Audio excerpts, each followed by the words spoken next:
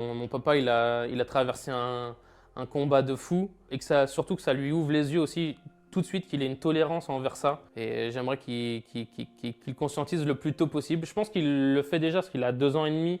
Et là, il capte que j'ai plus de jambes. C'est lui le matin qui m'amène ma prothèse de temps en temps. Il comprend que j'ai plus de jambes. Après, il est encore très jeune, hein.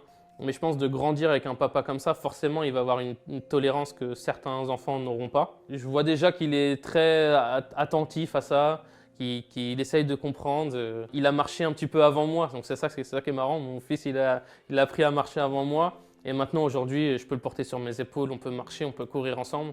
Et lui, vraiment, ça a été un moteur.